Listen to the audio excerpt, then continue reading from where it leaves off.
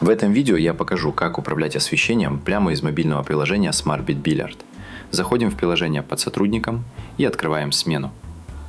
На главном экране переходим в раздел «Сессии», затем раздел «Столы».